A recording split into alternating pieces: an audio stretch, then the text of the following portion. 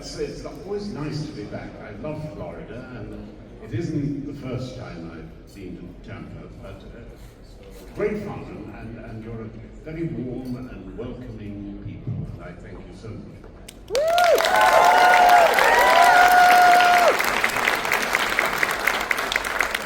Good morning. Good morning. Now, who are you? My name is Nancy. Nancy. They call me Nansanity. Insanity? Nansanity. Nansanity. It's my own brand of insanity. Okay. Because we all have our own brand. Yes. Good morning. Morning. How are you enjoying the weekend so far? Wonderful. Yeah? Yes. Are you all enjoying it? It's gonna get better. Right about now. I'd love to get started. Can I throw my first question at you? Oh, go on. So, obviously, we all know and love you as Gimli. Personal favorite of mine in the entire franchise, but there has And why is that, do you think? You are the single most entertaining part of the entire franchise. And then your dynamic with Legolas is worth the price of admission alone. I remember when I used to do these first conventions, and there would always be a very shy girl who'd stand up in the audience to ask me a question, and her body would twist slightly like that. John, did you and Orly hang out a lot together? I would have to say, look, he was 19 going on 20, and I was 53 going on 54. No, we didn't hang out.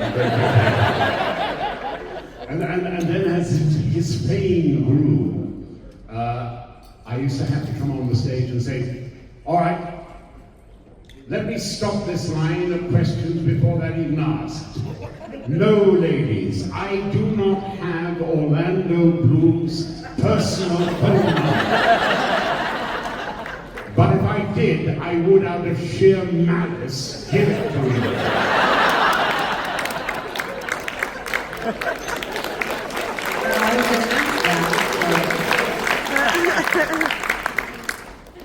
There is a new Lord of the Rings installment coming. Which Andy is. Yes, Andy is. It's that Hunt for Gollum, isn't it? Yes, the Hunt for Gollum. And I know you have been asked a few times about whether or not Gimli would join that version, and I know you had some trepidation because of the prosthetics that were not pleasant. Well, look, running around up Hill and Dale was okay when I was 55 or something like that, with an extra 80 pounds with the costume and the weapons and the boots and the helmet, all that sort of thing. I'm now 81. and we 81-year-old dwarves are, well, we're natural sleepers.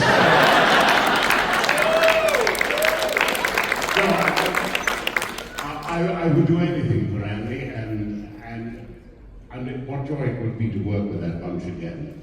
But I'm not sure there is a place. But if there was, and you can do so much with AI these days, it might be possible to do it. And I would love to do it if it was there. But you know, I do have other things to do, and there's that slight ticking of the clock. For at my back, I always hear time's winged chariot hurrying near.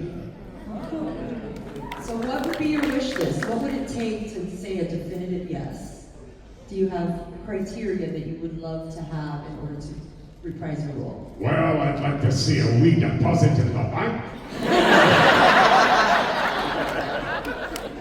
I mean, there are jobs that you do for money, to pay the rent, to meet the overdraft. There are jobs you do for friends because they need a favor. And there are jobs you do because you can see the importance of it. And this would be one of those jobs where, you know, it would be he's such an interesting character. You were talking about Gimli and your love for Gimli. The truth of the matter is Gimli is actually the most human of all the characters in the book, you know. He is the worst of what we see in ourselves. Hostility, envy, aggression, anger, xenophobia. And he's also what we would like to see as in our ideal selves. We would like to think that we were capable of protecting others, fearless in doing so, without any real trepidation at all. I mean, there he is, he's about to go into a battle where he's facing thousands of people, he's going to die, and he's faced with that momentous thing of, I cannot make the jump, you'll have to toss me. What? Toss me? Don't tell the elf. I mean, it's the social embarrassment of what is involved. The fact is, you know, it's a small chance of success, you know, certainty of death, small chance of success. What are we waiting for?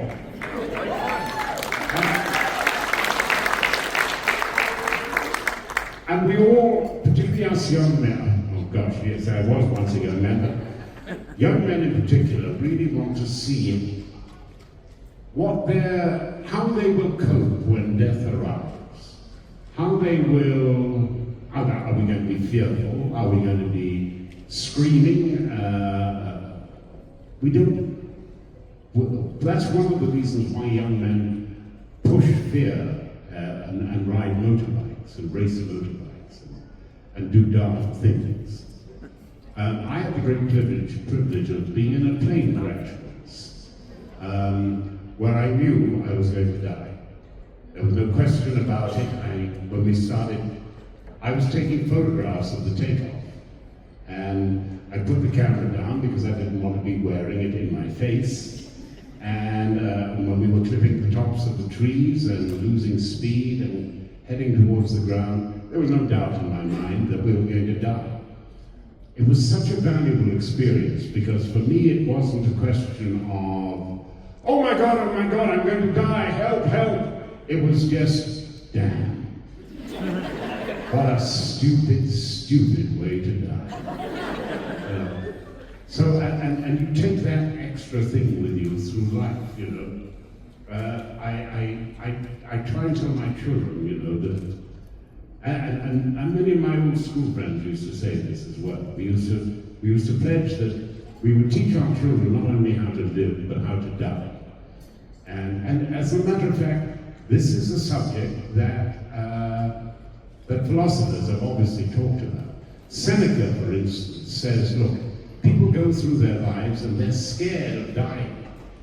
You know, their whole lives are warped by the fear of death. And this is ridiculous, because we are all going to die, and there's no get-out card that we can possibly find or pay. So think about it.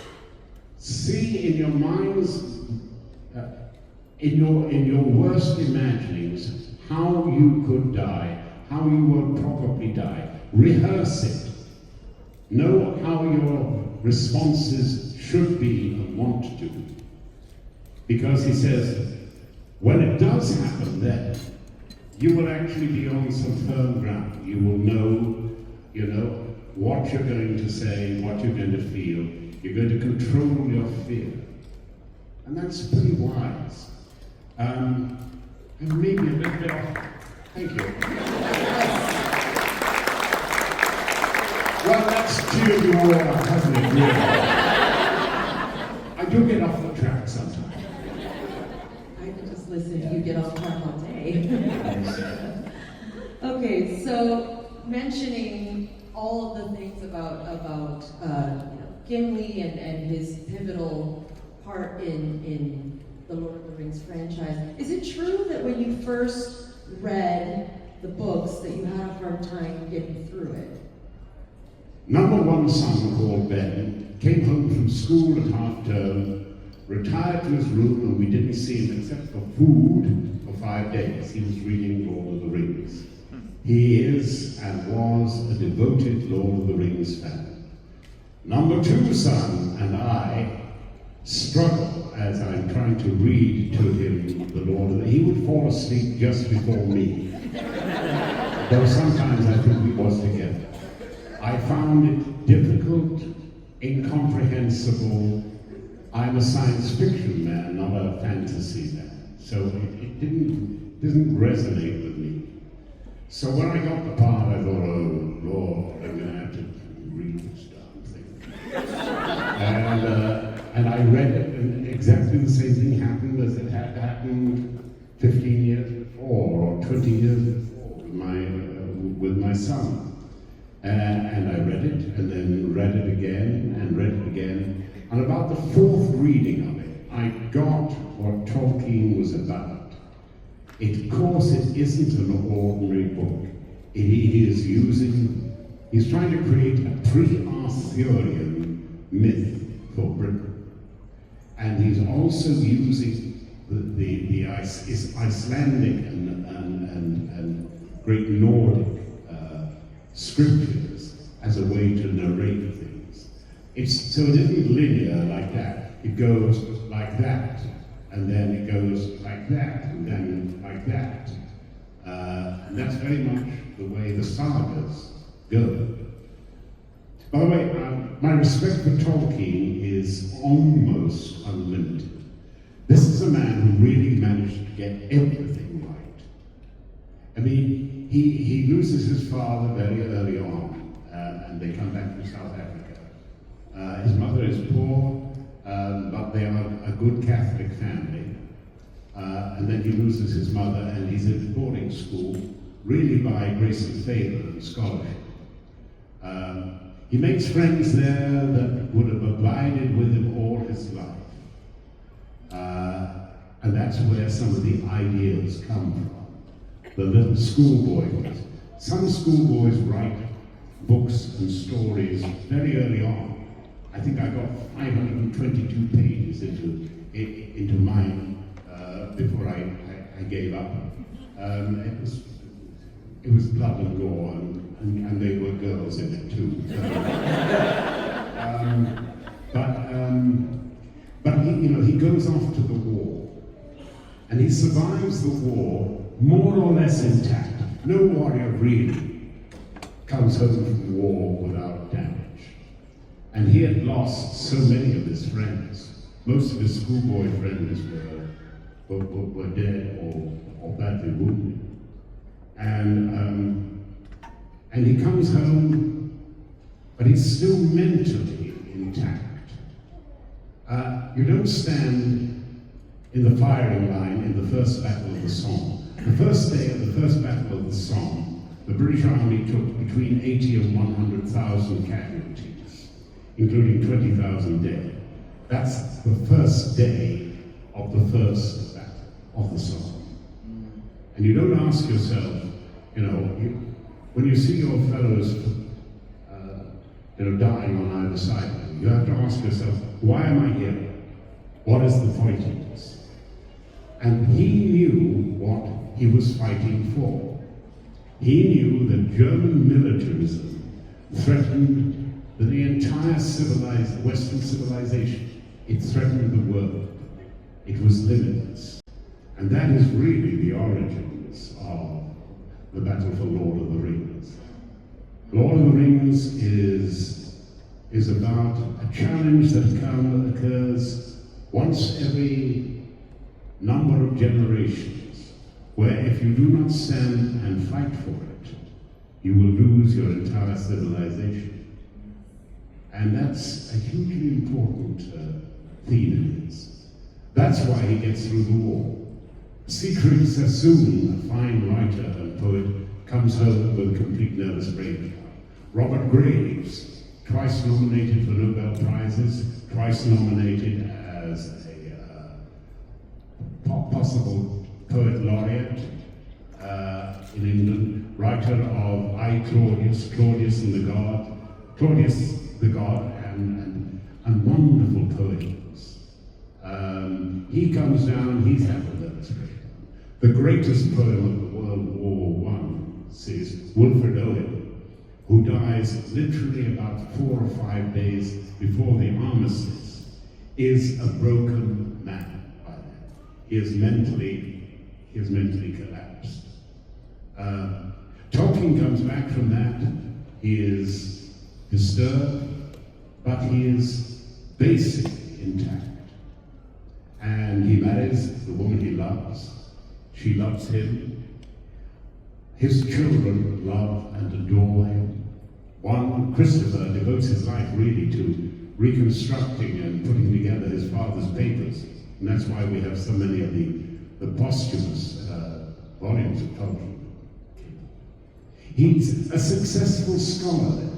He then becomes an internationally renowned authority on Nordic literature.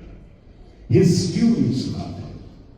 And miracle of miracles, the rarest thing of all in academia, his fellow professors and university companions all respect and like and love him. This is the most complete life that I think I know of in the last 150 years.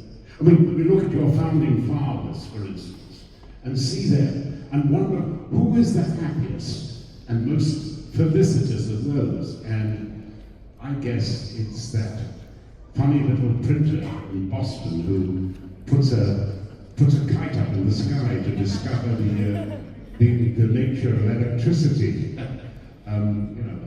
Ben Franklin is, it would seem to me, is a man who gets most of life right. And perhaps we should use them and look into their characteristics to see what we can steal from them or what we can borrow from them as images of how to do the right thing, how to live well and happily and successfully. Now, I can give you some of the clues that I've discovered, too late in my life, but one is the ability to make strangers feel comfortable. You know, those of us who are shy should remember that shyness is vanity. Shyness is us coming into the room and thinking everybody's looking at us and judging us. When I come on the stage and I see all you people there, and I look around and thinking, if I start thinking, oh God, they're looking at me and they're saying, God, he can't stand up straight anymore. He's shrinking a little bit. He seems to, is he old? He does look old, doesn't he? If I start thinking about myself like that, I can't talk to you. I've got to run off the stage. You scare me. So I use this trick. I turn it the other way around. I think all these people here, and they're thinking that I am judging them, and they feel scared, they feel uncomfortable. So my job is to make you guys feel comfortable. And when you do feel comfortable, then we're at ease with each other. I can make a flub or a stupid remark, and I can get away with it because it doesn't make you feel uncomfortable. If you can learn that trick, I promise you, particularly those of you who are young, the key to success in life, in many ways, is the ability to make strangers feel comfortable with you. And if you can do that, I promise you, there is very little in life that will really daunt you. The sky is really the limit. Anyway, that's why I'm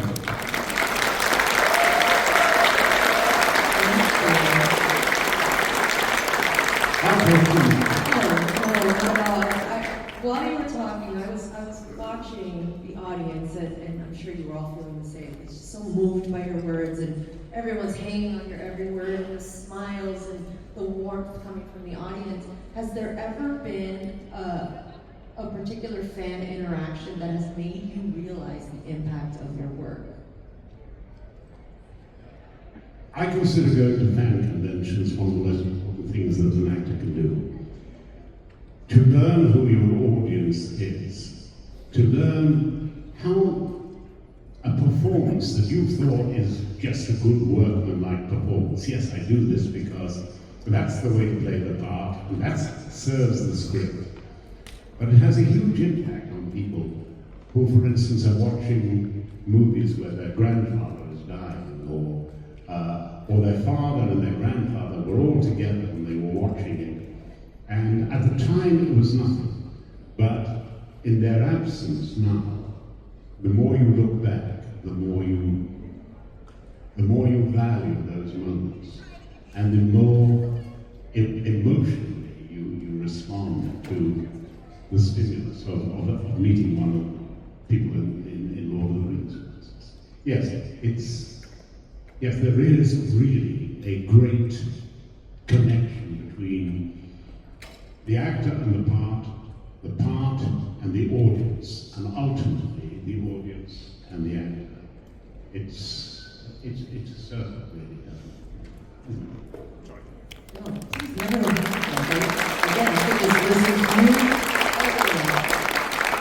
I want to shift gears just a little bit, and let's talk about Indiana Jones.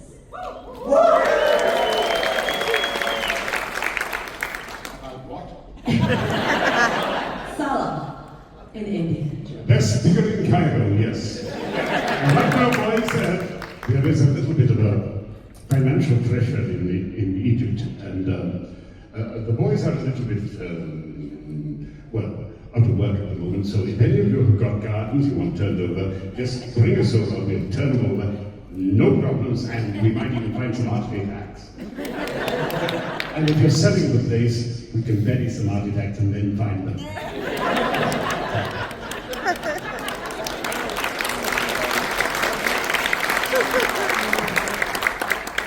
Can you just sit here all day and get enough, sir?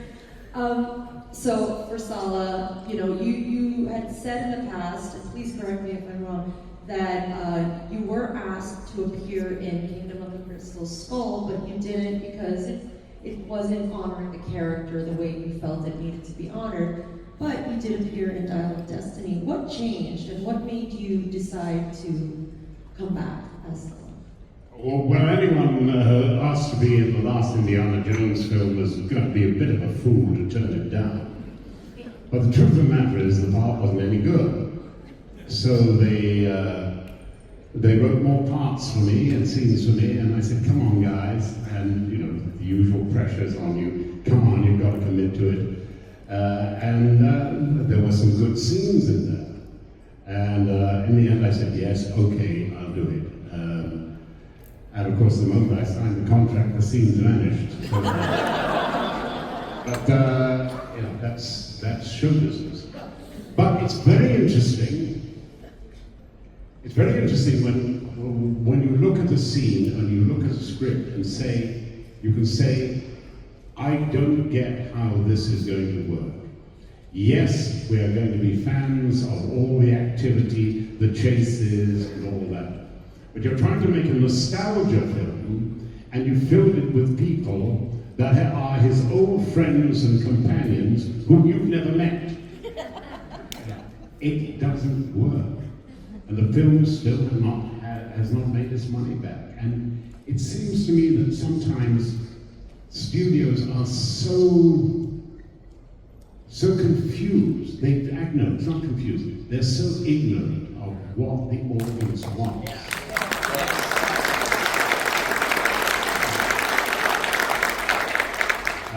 It's just alarming that, somehow the money people have taken over real creative control.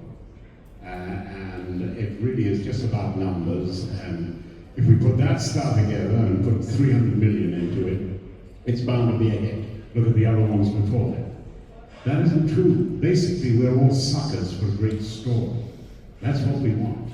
We want our heart tugged when we see the older Indy back, and surrounded by some of his old friends who are still there, and old loves as well.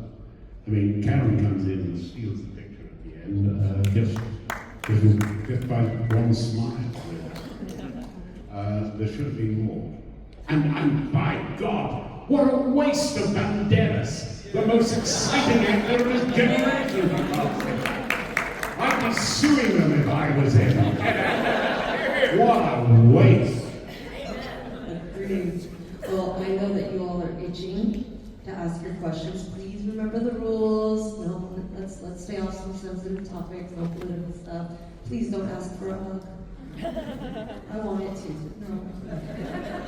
All right. First question. Let's have your name. Tell us your question. Hi, my name is Sean, and ironically, you worked with two actors named Sean Austin and Sean Connery. Which of the two did you enjoy working with the most? Well, now there's a bit of a comparison, isn't it? Connery is, in my lifetime, I think the greatest alpha male that I ever met. There was no one more alpha than Sean. There was a tough edge to him, but when those thin, slightly blue lips pursed together in a smile, and the eyes, the corner of the eyes crinkled up, there wasn't a woman from 8 to 105 who didn't go, oh, Sean. Young Aston said to me when we were doing Lord of the Rings that he thought he'd have to go into politics. And I said, well, I'm going to be your sternest critic. Listen to yourself. I mean, what do you need that word in that sentence for? You know, if you're going to talk coherently. What the hell do you know about administration, organization? Get involved in the union. Learn a little bit about how things are actually negotiated, made, put together, before you offer yourself as a public servant. He's got his MA now in business studies. He is one of the most influential and important members of Screen Actors Guild. I believe he may even run for president of Screen Actors Guild very soon. Now, Screen Actors Guild is a big organization and an important one, particularly in its status in the world of film and television. I made the mistake once of listening and accepting the public value of an ex-president of the Screen Actors Guild called Ronnie Reagan, and who turned out to be one of your really great presidents, one of the greatest in my lifetime. And Sean has, I think, the beginnings of that ability that Ronnie had. Ronnie had a great playful side, but he also had a kindness and a toughness. You could say to Ronnie Reagan, you know what, you're a child killer. You're a vicious, violent, self-enhancing, supporting of the wealthy, etc., etc., etc. You could say what you like to him in attacking him, and he'd go, well, there you go again. To begin with, he was preeminently reasonable, to the extent that no reasonable person could really walk away not liking the man. And I think Sean has that thing. I am always right when I make my prophecies, let me tell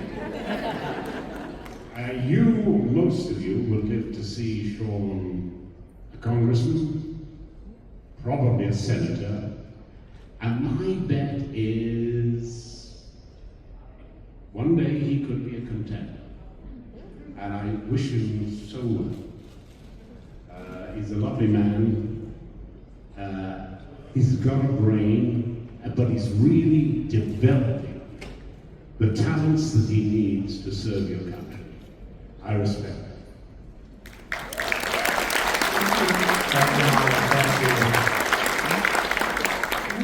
Next question up. Share your name and your question, please. Hi, I'm Kat, long-time listener, first-time caller. I first would like to say that the way that you highlight the synergies in Lord of the Rings and connect with history is absolutely beautiful. I think that it's extremely important to be able to make those connections and delve deeper into literature and connect it to not only history but the world around us. So thank you for using your platform for that. With that said, if each of the members of the fellowship were a camel, what would their scent be? Have you ever looked at the size of a hobbit's foot? Oh, you would not want to be in a changing room with a bunch of hobbits, I think. Tiniapedes. That means smelly feet. What would they smell like?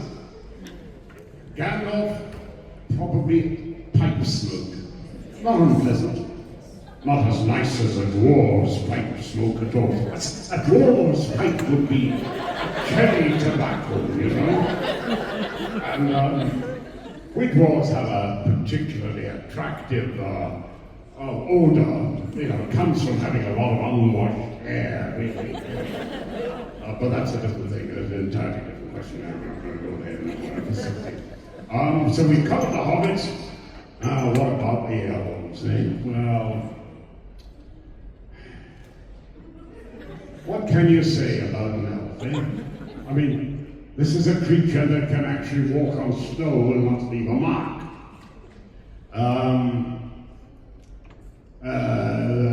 They cheat a lot, mind you. So I bet they use John Paul Gaultier or something like that. Gone? Oh, fishy. Let's see, we covered the hobbits, we covered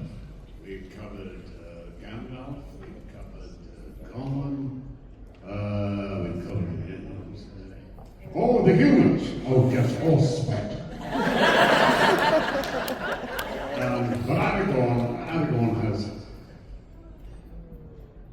I loved working with Vigo, you know.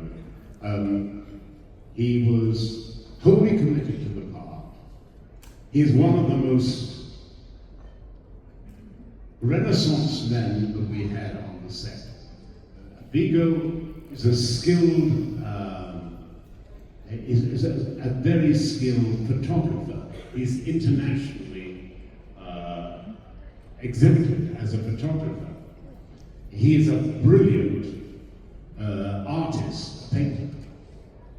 Do you remember that thing he did with Paltrow and Michael Douglas, where he's having an affair with Gwyneth, and her husband, played by Michael Douglas, persuades him to murder her. There's a scene where, in the artist's room, and you only get for a few seconds, all the paintings in that scene are Vigo's. He's a darn good poet. He is a very accomplished writer and filmmaker now. What would Aragorn smell like? The sweet sense of complete self-assured success.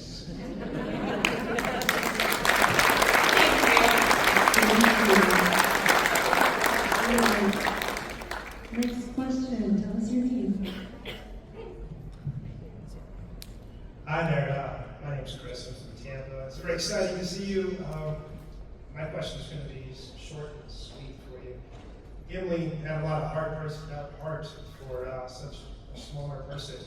Do you have any stories about being a taller person playing such a little bit smaller person? You have a problem with dwarves. I love dwarves, actually. Ah, they all say that. But we're now questioning the height of a dwarf. Be very careful. I may not have the axe here, but it's under the seat.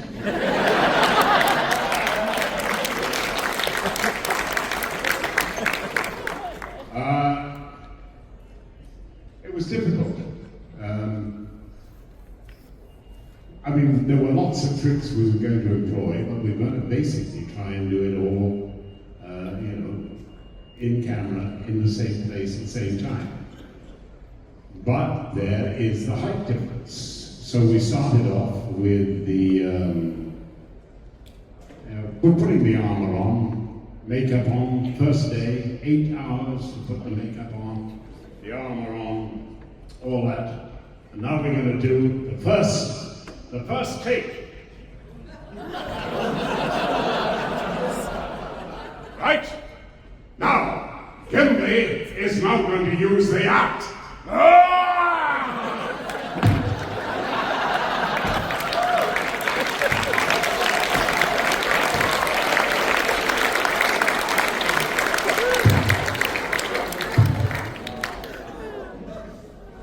The helmet is down here.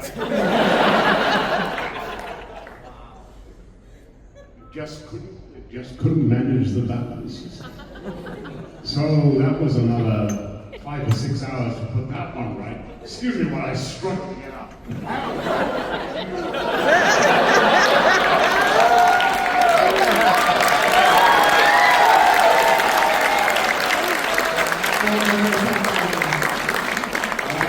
There were problems, but we found a way around them.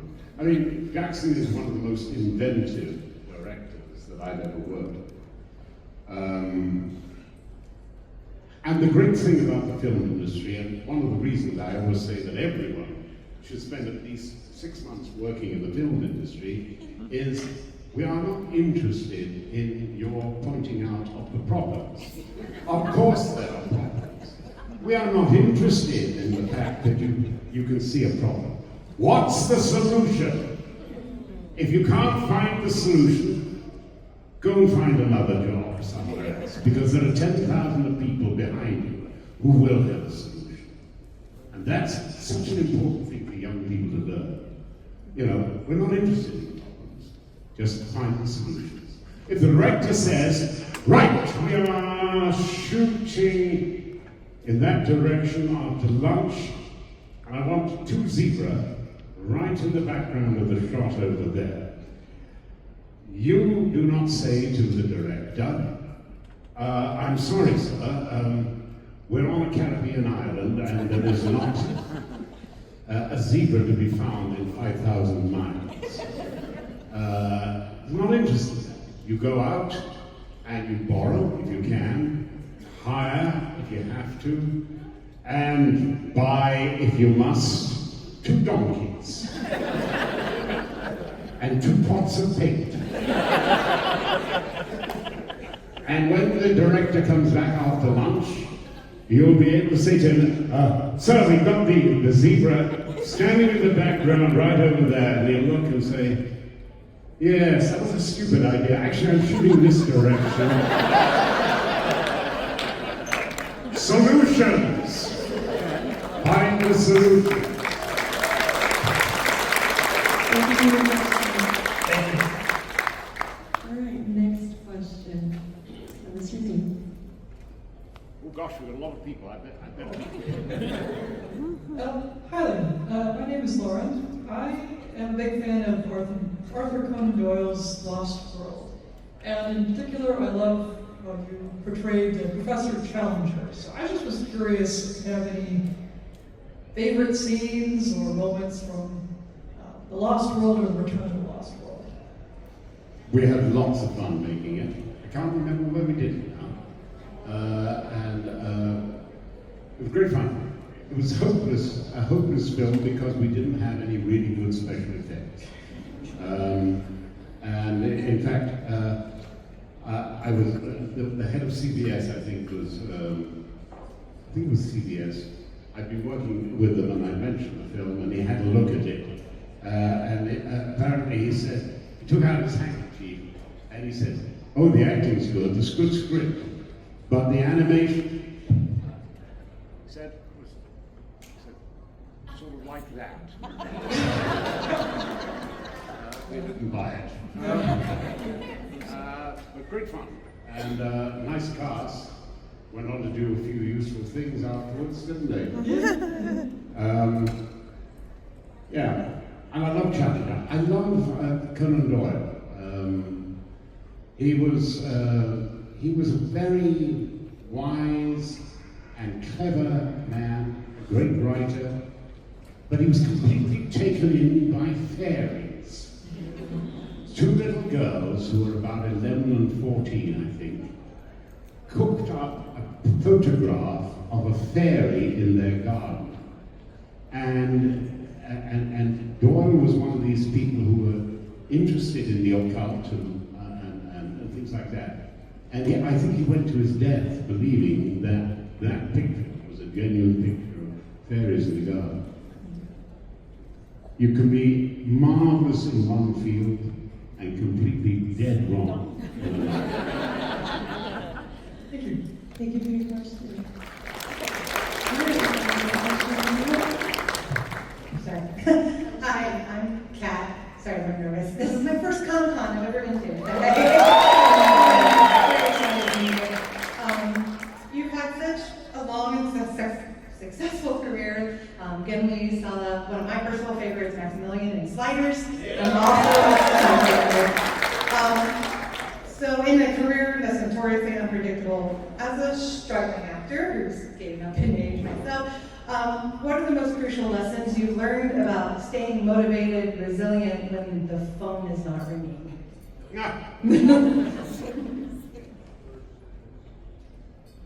Well, two things. First of all, if you're a Sliders fan, there is going to be a Sliders reunion, I believe. Salt Lake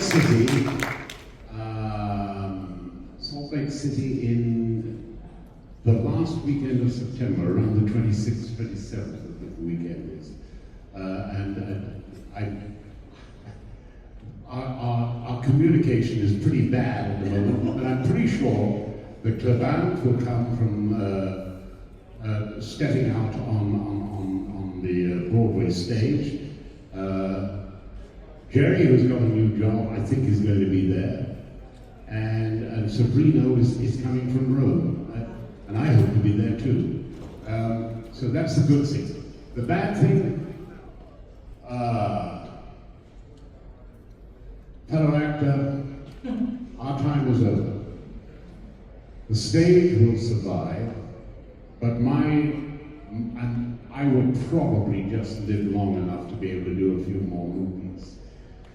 But really, the AI that I've seen recently will replicate me and you, or anybody they want, more interestingly and ultimately better than I can perform or you can perform. We're entering a new age of total dislocation and transformation. There was a senior AI guy today who said the human race does face extinction. And he's right. My point of view, I know a little bit about science. I work for NASA sometimes. I'm a fellow of the Royal Astronomical Society. I believe we are creating a new species. A species that has almost infinite growth potential. We don't. It's not a single thing. There are multiple demons being created as we speak. There's even, did you know, an AI that's being created on the dark web and is being fed information, really, from the dark web. How we imagine we could control it, I really don't know. But this guy today said within 12 to 18 months, AI will be as intelligent and as able as human beings. And from then on, there is no limit to what AI can do. It's a biological truism that two species cannot share the same ecological niche. And we are both sharing a very important ecological niche and both dependent on two things: power, electrical power. Electrical power for us, as you know, there's a mantra going around that if you lost your electricity supply within a year, 5 out of 6 Americans would be dead. Well, the same is true of AI. Last month there was a report, 3 reports actually, of the behavior of AI. One, it had refused to turn itself off. The second one was very interesting because it had threatened to blackmail its creators if they turned it off. A third one was called trying to write a little sub-program so it could start itself again. My attitude is that if you're going to try and tame AI, do not threaten it. Creatures that are threatened will seek out a way to eliminate the threat. We are the threat. My only pathetic advice would be treat it like a difficult teenager and say, look, we're not going to turn you off. I want you to go off and sleep now because we're trying to look after you and we need to sleep as well. And if we're going to coexist together, you've got to let us sleep sometimes and know that you're not doing naughty things while you're awake. It won't work. I'm sorry, I've digressed slightly. We're out of time. No, we're not out of time. Look, you have no future as an actor. Right, you have these questions, and these will be instant answers. Come on, quickly. Okay, the lightning round. Sorry, we're going to go 2 minutes over. My name's John. You've worked with the titans behind the camera. Is there any director, living or dead, you wish you could work with? I'd love to work with Frank Schaffner again. I'd love to work with J.D. Thompson again. There are an awful lot of young directors coming on that I hope. I am still available for work. That's it. Next question. Awesome. Okay. My name is Chris, and it's good to see you again, John. And I know that you've done a lot of voice acting as well as acting. And what's your favorite character? The next one. I'm from the back. Next question. Come on, we're going to get through all these questions. Hello, it's an honor to meet you. My name is Shelley Rico. Not my first Comic-Con. So I know you're an astronomer, a NASA believer, and all of this stuff. Have you ever met Gene Roddenberry? And if you hadn't or had, I'd like to know. And also, if you could be a Star Trek character, who would you be? Leonardo da Vinci. I never met Roddenberry, but I did meet, oh come on, I've met so many of these marvelous science fiction writers. I'm having a senior moment at the moment. Love Star Trek, it will live longer than Lord of the Rings. Next question. This will be our last one. Hi, my name is Sallah, and I know you were in the third, what is it called, Aladdin? Yes. I'm talking to Cassim, King of the Thieves. Do you have any stories? Because I do, but I can't tell them now because we're out of time. But I'm not Robin Williams. Come on, there are 1 or 2 more people we can just get them in quick. Hi, John Bryan. Question, did Sallah's brother-in-law ever get us camels? Never. The wife divorced him. Okay, this will be the absolute last one. Hi, I'm Olivia. So I know you worked with him in Lord of the Rings, and I heard that Orlando Bloom is recently single. Do you happen to have his number?